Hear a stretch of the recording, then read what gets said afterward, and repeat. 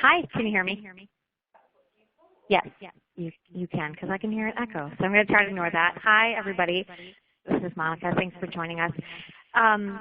This is a very basic webinar about a housing overview for HUD housing programs. And there will probably be lots of very specific details. We see lots of those questions come in over email when folks are frantically engaging with local HUD representatives in your communities. So, yeah, sorry about the echo. I can see the chat there. I can hear it as well. We're going to try to fix that, but I'm going to keep talking, and hopefully we can fix that while I'm talking. So this is a very basic webinar, but we have, an open email policy. If you have any questions, email us at any time, and we can help direct you to additional resources. So the objectives for today are to provide a basic overview of the federal housing and homelessness laws, the funding streams and initiatives, and then to direct you as participants to additional resources.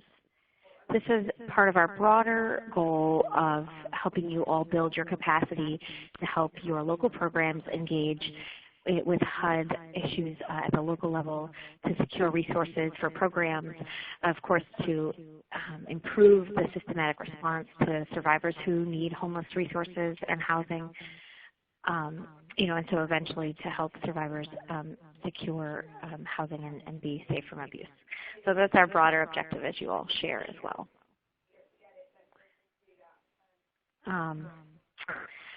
So the federal laws and initiatives that impact survivors and housing are called the HEART Act of 2009.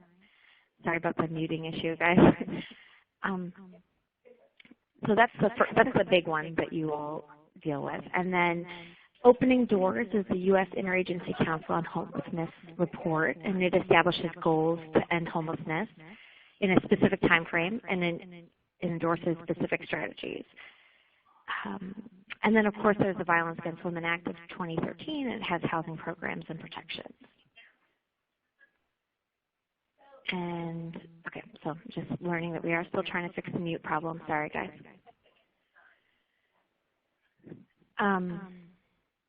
So just to dive into what is the HEART Act of 2009. So the HEART Act was passed in 2009, in May of 2009. And before that, there had been the McKinney-Vento homelessness programs that are broadly the continuum of care, and at that point, the emergency shelter grants, ESG. And then the HEART Act in 2009 did a huge overhaul of that bill and really redefine the way that the nation was going to address homelessness through its systems of these two major funding streams. So that's, I think, one of the things I want to just say at this point is there's been a lot of changes, and I think the field, the domestic violence field, has responded to those at the local level. We've heard about those changes, and then all sort of filter back to the HEART Act of 2009. And the significant changes require substantial guidance from the U.S. Department of Housing and Urban Development, or HUD, and which has another office there, which is called the Special Needs Assistance Program, the SNAPS office. So those HUD, via the SNAPS office, issues regulation for those two homelessness programs, and then that's how we know about what we're supposed to do with those programs, but also what the changes for domestic violence programs. And so this regulatory process is ongoing. It takes a long time for HUD to issue guidance on HMIS, which you all are familiar with, the Homeless Management Information System, and then there's interim rules for the Continuum of Care grant and the Emergency Solutions grant as well. One of the resources we plan to send to you once we have permission is that our colleagues at the Iowa Coalition put together an acronym list, which is really useful, and I just wanted to get confirmation that we can send that out with attributing their work in that list so you all can see it, because I know the HUD world is often one of the biggest issues that coalitions seem to have is just pulling through all of the different acronyms. what do they all mean? So how does the Hearth Act impact survivors and programs? One of the things we were able to do in the Hearth Act of 2009 was get an additional definition of homelessness. So if you're fleeing or attempting to flee domestic violence, sexual assault, stalking, or dating violence, and actually any other life-threatening issues, which HUD is interpreting to mean trafficking as well, by the way, you are considered homeless. So you can access housing resources in your community. Now, that's what the law says. HUD has further divided the definition of homelessness into 4 categories, and the domestic violence one is in category 4. And sometimes HUD requires that you have to be a category 4 homeless and a category 1 homeless, which means you're street homeless or in the shelter. So that's all guests have been muted. You can unmute your line by pressing *6.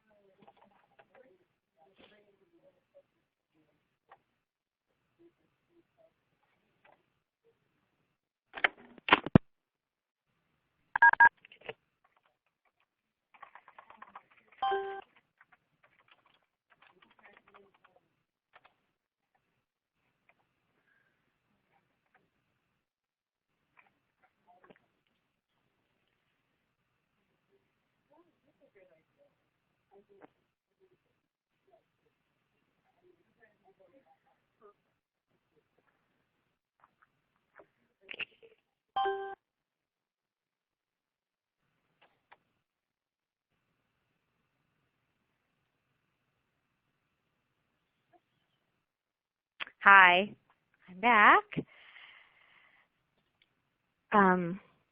Just confirming that folks can hear me. Okay, there we go. Sorry, that was horrible. We're getting a new system hopefully soon. So,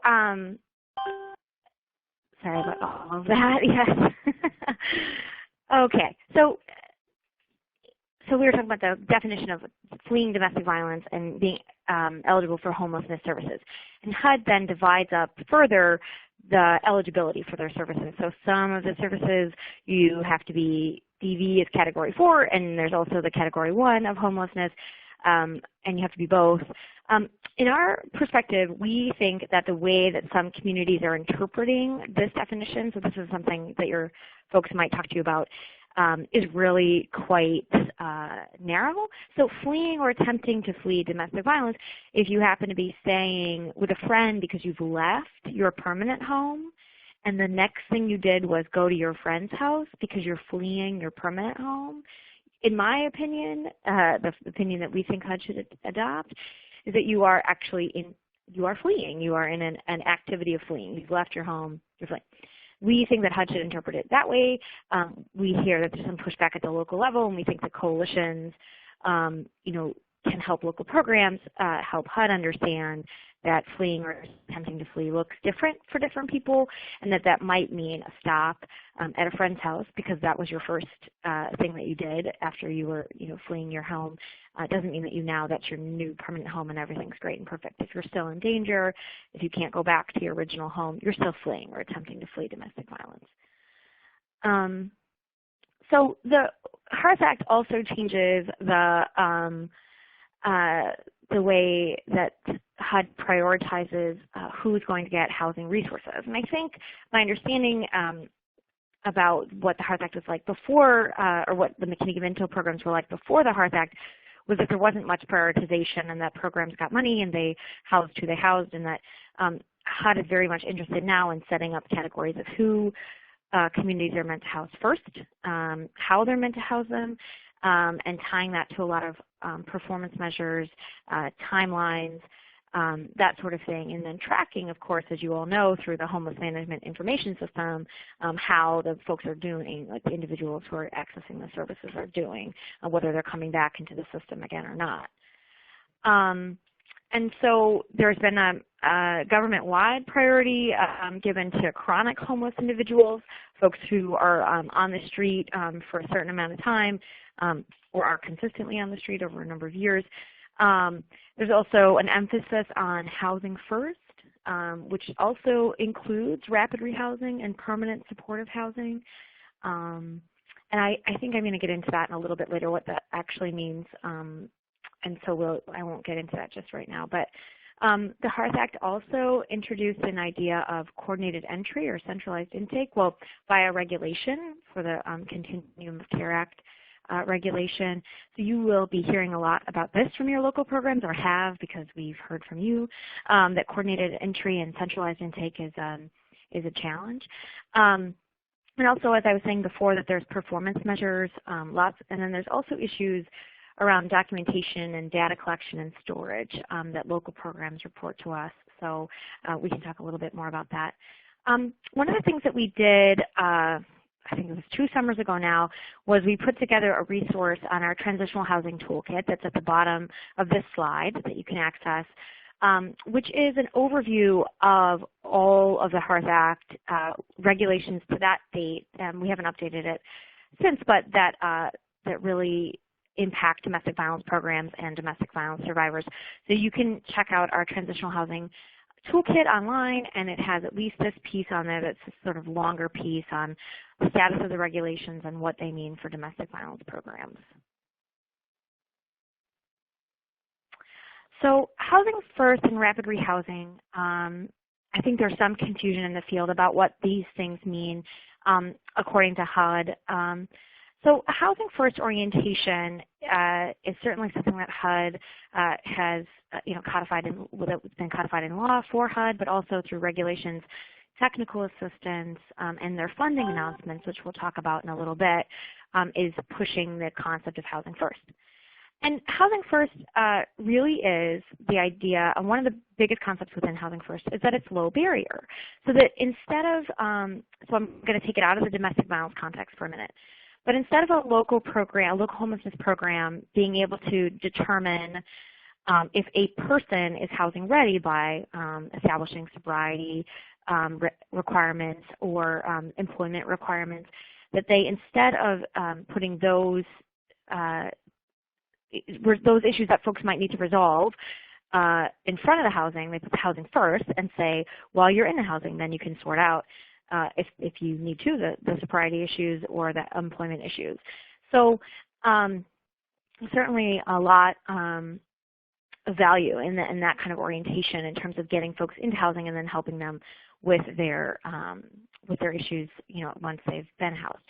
I think the change is that they're talking about permanent housing, right? We're not talking about a program that gives those services, but rather that you can help folks get into housing that doesn't necessarily give those services or doesn't make folks kind of graduate to get into housing. So that's the clarification there.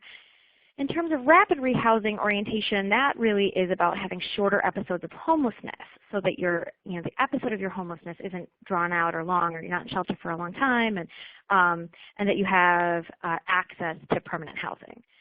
So those two things are related, but they're slightly different, and rapid rehousing is sort of a mechanism by which you can achieve housing first. And also, there's also permanent supportive housing, which is another place that HUD prioritizes, which is for folks who have disability, who sort of will never live independently or may not ever live independently, and they would be prioritized for permanent supportive housing. But that's also within a housing first orientation. Hopefully that's clear. You can think through those concepts more. It's taken me a couple years to kind of exactly understand them. So Housing First and Rapid Rehousing is supported, like I said, by the HEARTH Act. It's reinforced by the U.S. Interagency Council on Homelessness, the Opening Doors, the federal strategic plan to prevent and end homelessness. And I should back up to say, that U.S. Interagency Council on Homelessness was really established to bring together federal agencies from all across the federal government, so including our dear friends in the FIPSA office and the OVW office and the Victims of Crime, the Office of Victims of Crime, SAMHSA, HUD, all those folks come together to really talk about looking at cross-system ways that they can approach ending homelessness. And the next chair of the Interagency Council on Homelessness is going to be HHS. So that's great because we've got a really fantastic shelter program at HHS, Shelter and Supportive Services through FIPSA. So we will have, a continued ally at the U.S. Interagency Council on Homelessness. So, but the Housing First and Rapid Rehousing is being implemented at the local level, and it's using HUD resources and more. So you will definitely have heard of it by this point, but that's kind of where it comes from. One of the things that I hope to do is sort of demystify where some of these initiatives come from for you. So, one of the things, so the housing world is, incredibly frustrating, I think, to the domestic violence world, or at least it is in my inbox. And so, I often hear about struggles that your programs are having.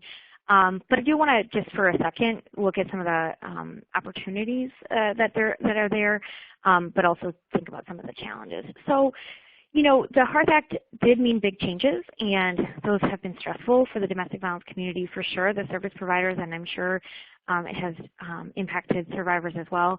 But there are opportunities to advocate for the needs of survivors and to secure valuable resources for survivors. And there's also some opportunity to make some modifications to models to meet the needs of survivors, that will meet the needs of survivors, and also could, reflect HUD's priorities as well. There are certainly examples of programs that exist that meet HUD's priorities. At this point, we're looking to help HUD and other federal programs have some alignment. And so in the case where we have better regulations and requirements in other parts of the federal government, OVW, HHS, we encourage HUD and through the office or the U.S. Interagency Council on Homelessness to really look at those things and have those conversations so that when folks are putting out regulations and guidance that they are aware of the other things that impact domestic violence services and shelters in particular. There's certainly, with all of these changes, there's challenges to shelter and transitional housing programs and, of course, the survivors they serve. So, and this is particularly because HUD funding priorities are shifting. And there's also some programmatic requirements sort of outside of the funding, but it does all impact the funding because you have to be in compliance to get the funding. The programmatic requirements have made the funding streams challenging to access for survivors in some cases, so through rapid rehousing, but also for domestic violence providers as well. So I want to talk a little bit about the different funding streams in HUD's HEARTH Act. So the continuum of care is a funding stream that funds transitional housing, permanent supportive housing, permanent housing, which can be rapid rehousing, supportive services, and the homeless management information systems. So the continuum of care is that place that your local programs will tell you about when they go to their meetings and they have discussions about how the homelessness funds are going to be spent in your community. So a lot of the work to implement the HEARTH Act is happening there. The vast majority of the work is happening there in local communities. And one of the things that folks really need to be aware of, so if you sort of do nothing else, if you're multitasking on this call and you're doing other things, this is the time to come back and make a little note for yourself. So make sure that local programs are attending continuum of care meetings because there is a requirement within the regulation that they address the needs of victims, and so they have to have a domestic violence service provider presence on the continuum. Now there are individual level, who is that going to be, and is it just ticking the box, and it's complicated, but showing up at the meetings, knowing when they're happening, that sort of thing is really a valuable thing for programs to do. And they're probably tedious and they're probably long and confusing, but it's really important that folks get there so that they can be the local experts because decisions are made there about funding, so you have to show up. So the next acronym that I will welcome you to is the NOFA, which is the Notice of Funding application. So availability, sorry. Notice for funding availability. And there's one for 2015, and this will be something that will come up for your local programs because this is apparently the most competitive notice for funding that has ever been put out by HUD. And so there is a lot going on with this NOFA that's different than ones in the past. But so just something to think about. So there's federal law called the HEARTH Act, and there's the implementing regulations, which we, all commented on. Those of you who kind of are more familiar with these funding streams helped us a lot in getting our comments together. And then the next thing that happens is that every year HUD puts out a NOFA for the Continuum of Care Act grants. So this really does add another additional layer to how funding decisions are made. And I'm just going to be completely honest with you. I've read it back to back and dug deeper in a lot of places to find other resources about the NOFA. And it's a pretty overwhelming document. It's about 65 pages long, and there's a lot of challenging things to sort of comprehend about who can get points for what and how programs will be prioritized over other programs. There's also a tiering system, a Tier 1 system where all the programs, if you make it into Tier 1, will most likely be funded, and if you're in Tier 2, you may not get funded. So there's a lot going on in the NOFA. What I would like to do soon, but not probably before NNEDV's roundtable, is put together some thoughts on that. Your local communities will be going through these issues right now, so if folks have specific problems they want to talk to NNEDV about, we'd be happy to have those conversations. But it's sort of happening quickly because their applications are due at the end of November, so you might be hearing from local programs. One of the things that you'll hear about is there's a lot of emphasis on reallocation, so programs that might be considered low performing would be encouraged to possibly be encouraged to reallocate so that the funds can go from, it doesn't necessarily go from that program to another program. It could go from that program to the same program, the same organization, but reallocation can go from one program that has identified or the local continuum has identified as low performing to another organization. So we've heard from transitional housing grantees that they are being considered low performing and not making it into Tier 1, having to reallocate.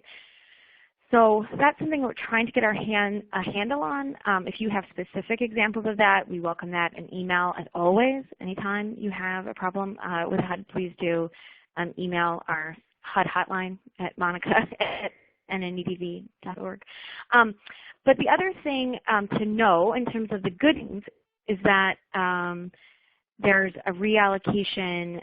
Some of the reallocation can go to rapid rehousing for domestic violence. So it's reallocation for Category 4 of homelessness, which is the domestic violence category, and it can be rapid rehousing programs for folks who are in shelter, in emergency shelter, but also or can be from folks who are attempting to fleeing or attempting to flee. So in my understanding, that can mean folks who are still in their current home and making plans to leave without ever having to go to shelter in the first place. I think the challenge, that's a really exciting thing to be able to give more money towards rapid rehousing for domestic violence survivors, so those who are in shelter and those who might not be. But the challenge we think I find at the moment is that there's, if that money moves to that extremely valuable type of project, but money moves away from transitional housing, which we know has lots of value for domestic violence survivors, you've lost a resource in the communities. In my opinion, if I was making the decisions at HUD, we would fund these programs and the transitional housing programs and not put them in competition. They're not in direct competition, but there's competition woven throughout because communities are competing against each other for the funds, and then there's competition within the community for the funds as well. So a couple of resources on the NOFA. There's the U.S. Interagency Council on Homelessness's webinar on the NOFA, which is helpful, and then there's also HUD's webinar on the NOFA, and that can help if you have a person in your office who's dedicated to these issues and trying to help your local programs. These are both 1.5-hour webinars, and I know you're having an hour webinar with me, but if you have the time to listen to those, I think it's really helpful as well to just get a handle on what might be happening with local programs. I've also unearthed a number of resources that are coming out of the National Alliance to End Homelessness. They're doing a lot on this NOFA, and they've actually put together a chart on how the points work out. So my hope is to email you that chart as well after the webinar within the week so that you can see that chart and understand kind of the motivation behind some of who gets funded for what. One of the nice things that you'll see is that the communities get points for addressing domestic violence. So there's a separate line item for how many points you get for addressing domestic violence. Proportionally, it's not that much. It's 3 points out of, I think it's a 200-point scale, so that's not that much, but communities will have to address this issue, and that gives us an in. So I wanted to point that out, but you'll see it in the when I send out that Excel spreadsheet as well. The other HUD grant that your folks are familiar with and that you all are familiar with, it also gives us some pause for concern, but also is an important funding source, is the Emergency Solution Grants funds. So this funds street outreach, emergency shelter, homelessness prevention, rapid rehousing, HMIS, and a small portion for administrative activities. Again, ESG is part of the HEARTH Act, so of course there's some shifts to rapid rehousing, which has at times meant a reduction in funding for shelters. Communities sort of have to can spend up to 60% on shelter, which leaves about 40% for rapid rehousing. And that has meant that the communities sometimes pressure programs at the individual level to change their metric. Like if you're a shelter, they would say, well, now you have to spend 40% on rapid rehousing. That's actually not coming from HUD. The community must spend 40% on rapid rehousing, but that doesn't mean you have to, every single shelter has to change their equation. So just wanted you to have that piece of information as well. The other thing I just want to cover, because we've done some work on this, and so we have some information that might be useful to you. Another part of getting the funds from HUD with the continuum of care, and really the way that the homelessness system is working right now is that all the resources are going through coordinated entry. So it's in the HEART Act. It's supported by the U.S. Interagency Council on Homelessness. It's basically that you I'll talk about it on the next slide. That's a great reminder to myself. There's an exemption for victim service providers, but a parallel system is required. So there's a sort of question within the regulations that says, should we make victim service providers do this or not? And it's not entirely clear what victim service providers are required to do, and that kind of gets negotiated at the individual program level. And then implementation at the local level is at various stages across the country, and we've really tried when we've with the National Resource Center on Domestic Violence to do some investigation of where this is in communities, and folks are sort of all over the map with their implementation of coordinated entry. Lots of thinking about it, some implementation, but it's certainly piecemeal across the country. So as you all know, and the reasons why we have these concerns is because you've brought them to us when looking at how these coordinated entries go, is that there's shared databases as the underlying structure. There's these assessment tools that are meant to assess how people, what their housing need is, what housing they might be best suited for, which have a lot of questions that then are kind of invasive, and then also where are you going to document those answers to those questions, asking people a lot of things about their lives that end up in databases, which is a concern for us, and is not super trauma informed, one of the concerns. And that there's one of the other concerns is access to resources for survivors, because as communities develop coordinated entries that are then put onto HMIS systems, that means that survivors are sometimes left out of the system altogether and then don't get the referrals that they need to the housing that is available. And also on the assessment tools, one of the other concerns is that survivors don't necessarily score high on assessment tools, so then they may not get the housing that they need as well. So just a quick, what is coordinated entry? It's a centralized or coordinated process designed to coordinate program participant intake, assessment, as I was saying, and provision of referrals, which covers a geographic area and is easily accessed by individuals and families seeking housing or services, has to be well advertised, and includes a comprehensive and standardized assessment tool. So local communities have had a lot of technical assistance on this that has led them in directions about how to do this. But like I said, we've got some concerns with how that's exactly going with the comprehensive assessment tool and inputting database.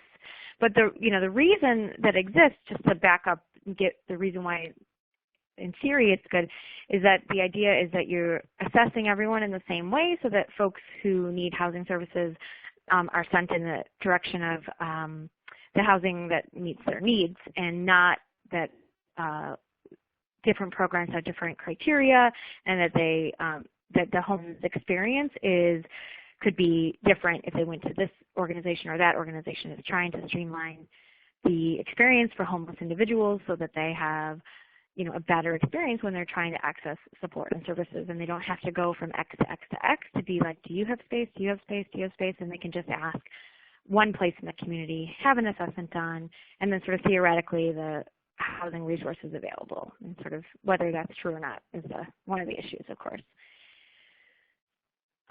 We have a lot of recommendations on coordinated entry, and I will pause to say that so we were successful in an application to OVW to get a TA grant to work on some of these issues. And so we're looking forward to being able to create some additional materials and point folks into the direction of additional materials, and that is all sort of forthcoming.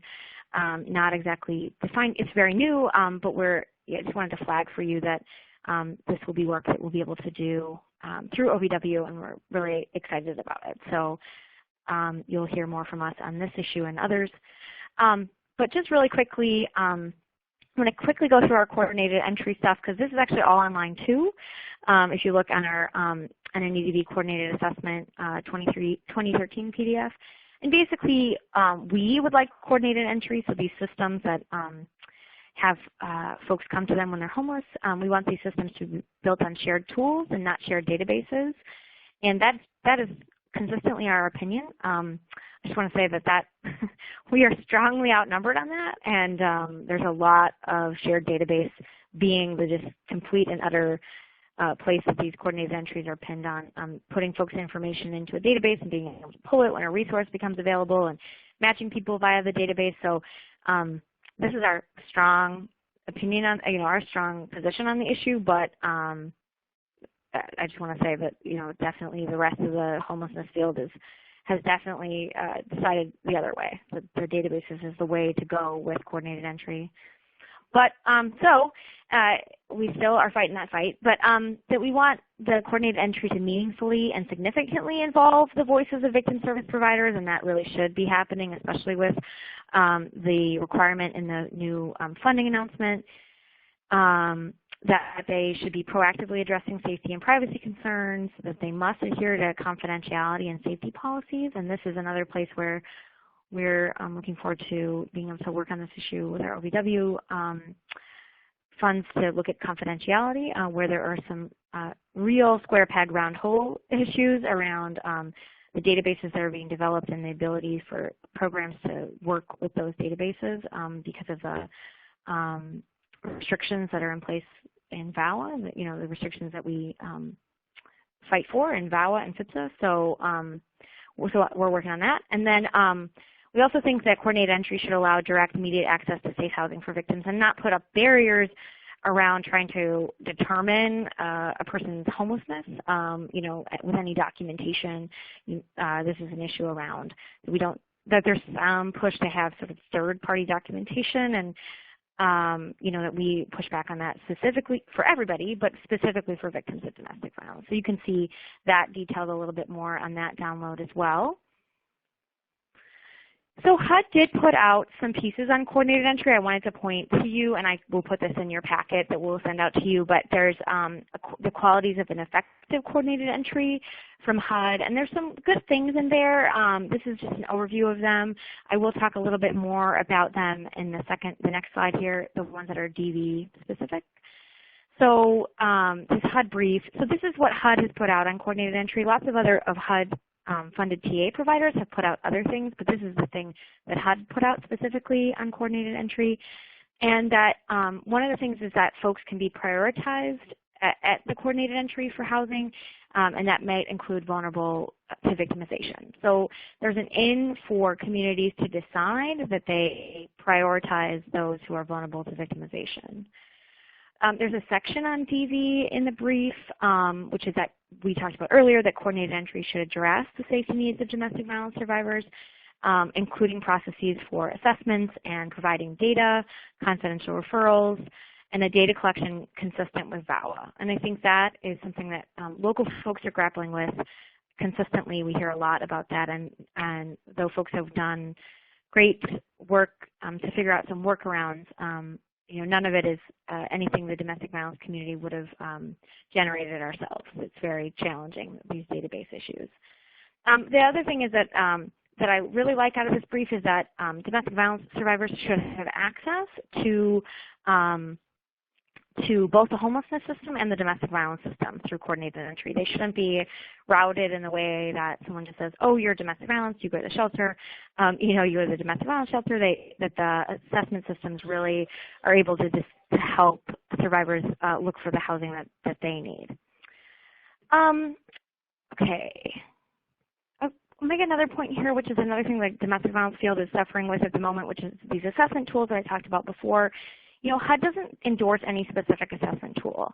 Now, there are HUD-supported technical assistance providers who are out there in the community, in the field, pushing specific types of assessment tools. And in my opinion, because no other assessment tool exists that other folks are putting as much energy and time behind, then communities are of course going to go with the out-of-the-box assessment tool that they can just pay for and use and go, go with. But I just want to say that if you or your community wants to fight back about a particular type of assessment tool or the, just accepting it wholesale, that HUD isn't supporting or endorsing any specific tool or approach. And that the nice thing about that HUD has also said about assessment tools is that it should only have the necessary information. Participants should have autonomy. It should be person-centered, culturally competent, user-friendly.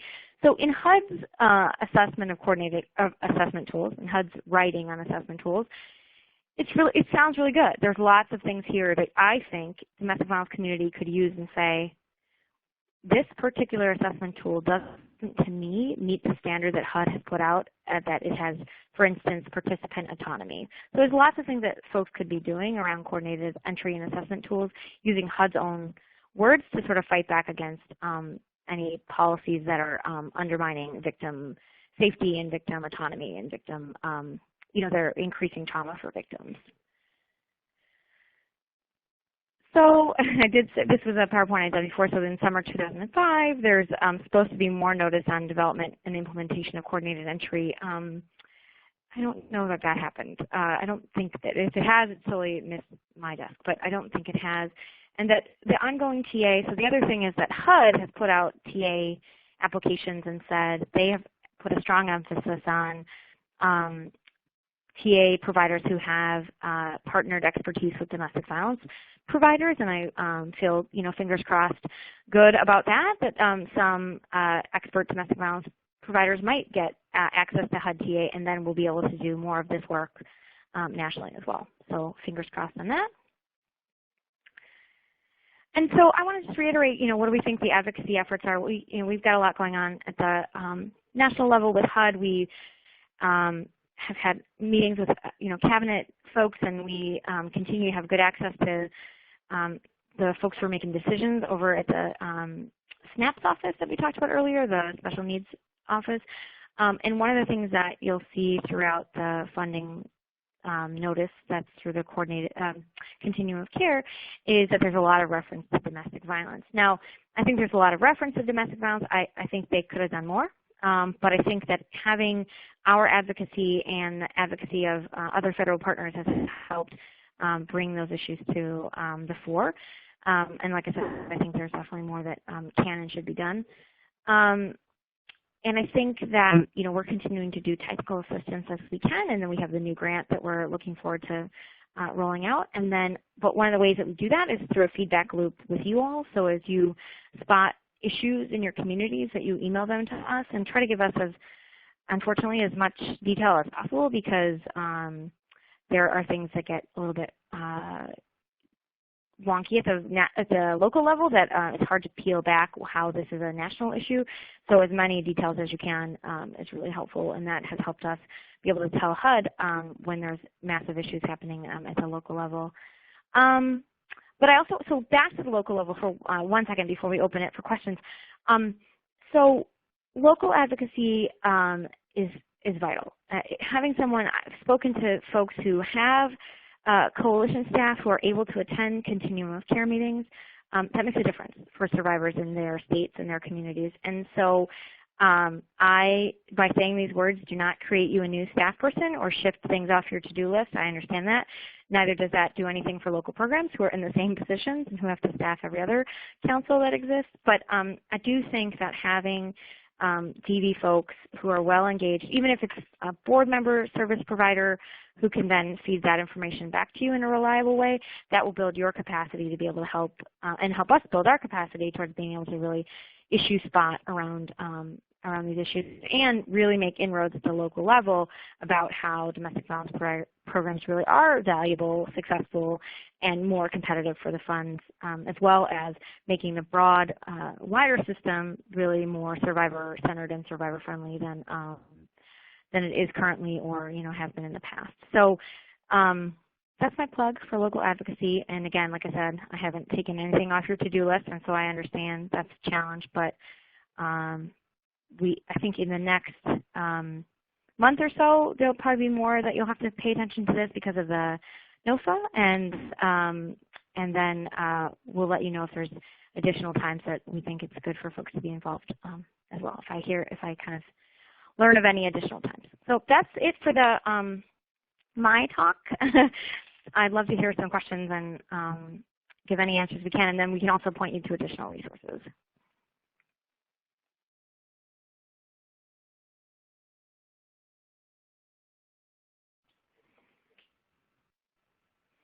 And I don't think I can open the floor to questions, but I think that my colleagues can. Or if folks want to share in the chat box as well.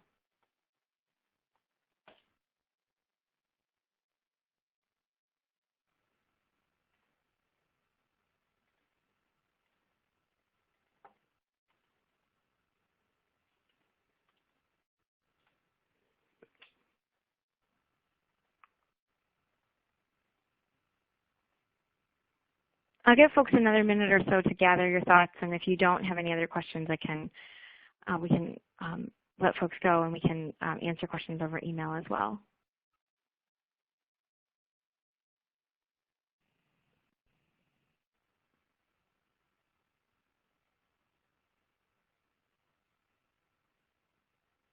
All guests have been unmuted. There you go. Hi, Monica. This is Krista from Texas. Can you hear me? Hi, Krista. Hi. I had a quick question. I'm actually in the car with Mona and Molly, and we're headed to the Texas Homeless Network Conference.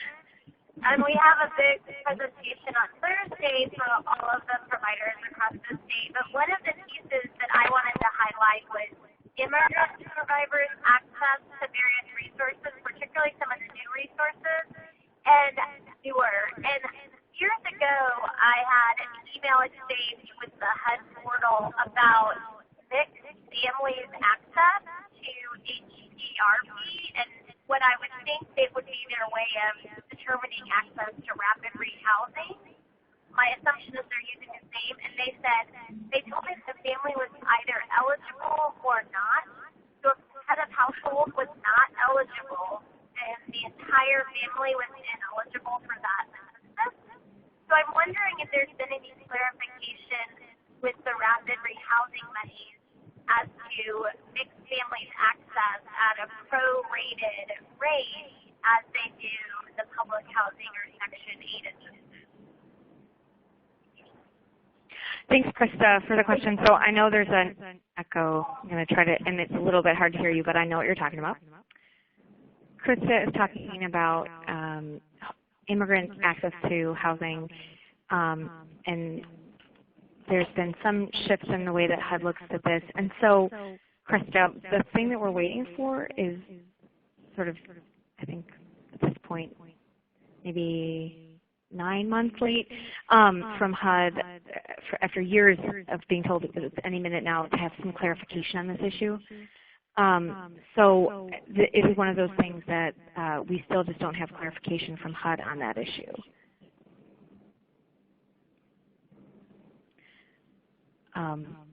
But as part of our continued advocacy, we have a national partner who's pushing HUD specifically on that issue, a couple of national partners, and we're providing support on that as well to try to get clarification on that.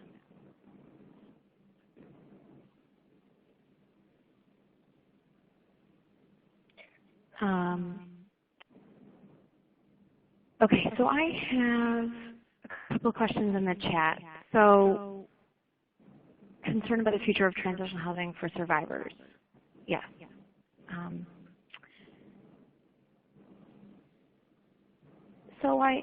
Yes, I mean, I don't have an answer right now about the best forum. We've had conversations with OVW, transitional housing grantees, where we had other federal folks who have been in the room, who've been able to hear about the transitional housing issues. So it was a listening session for them. And but getting other TAH providers together, we have the OVW grantees that get together. So I'm not sure about the forum, but that's something we can certainly take that into consideration and figure out the best forum or platform. And Lisa's saying do some TA efforts towards the COCs. Right. I think that is something that we'll learn more about as if we are part of the HUD TA funding streams and learn more about how they do what they do. It's a bit of a mystery. Anybody else have questions?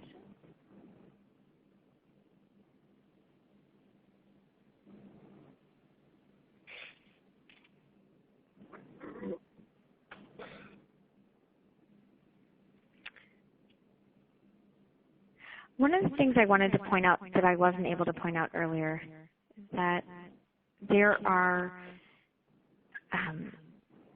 the ability to get programs into Tier 1 for this next upcoming funding stream through the Continuum of Care application is something folks should try to focus on. And I think my understanding is that the criteria for getting into Tier 1, so local domestic violence transitional housing program, to get into Tier 1, there's a community-wide standard review process. And that review process, if folks are able to kind of push that to make the assessments mark transitional housing programs higher, is one of the best ways to try to sustain your transitional housing funding. My understanding, although I'm still putting it all together, is that those review processes are locally derived based on high priorities, but they are locally created. So I think there's some ways for folks to influence how transitional housing is rated on their local levels. Unfortunately, I will say the NOFA does generally rate transitional housing a little bit lower. In one of the point systems, you can get a total of 10 points. But if you're a domestic violence program or not, if you're not a youth services program and you're transitional housing, you only get 3 points in that 10-point section. So there is a sort of disincentive built into the funding announcement, and that's probably why you're hearing from local programs as well. And if you are hearing from a local program, please email us because we're trying to get our hands on exactly how big the problem is. Some transitional housing has been able to get into Tier 1, no problem. Others are saying we're going to be reallocated or put into Tier 2. We're really risking all of our transitional housing money.